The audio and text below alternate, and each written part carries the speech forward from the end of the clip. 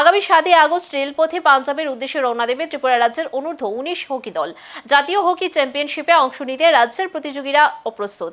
এই উপলক্ষে আগরতলা প্রেস ক্লাবে আয়োজিত এক অনুষ্ঠানের মাধ্যমে খেলোয়াড়, কোচ এবং টিম ম্যানেজারের হাতে তুলে দেওয়া হয় দলের জার্সি। 12 আগস্ট প্রতিযোগিতার প্রথম ম্যাচে মাঠে নামবে ত্রিপুরা রাজ্য দল। জার্সি প্রদান অনুষ্ঠানে উপস্থিত ছিলেন ত্রিপুরা হকি অ্যাসোসিয়েশনের সচিব দেবাশিস ভৌমিক সহ সভাপতি প্রবীর মজুমদার, কোষাধ্যক্ষ রাজেশ ঘোষ সহ সংস্থার অন্যান্য সদস্য ও ক্রীড়াপ্রেমীরা।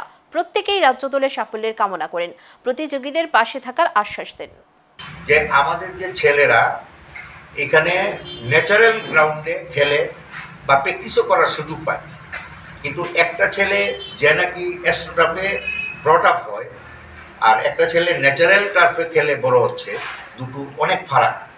একটা ছেলে যদি 100 মিটার দৌড়তে যায়, ও কমপক্ষে 20 মিটার পিছিয়ে যাবে, যার ফলে আমাদের খেলাটা একটু রেজাল্টটা একটু খারাপই হয়েছে।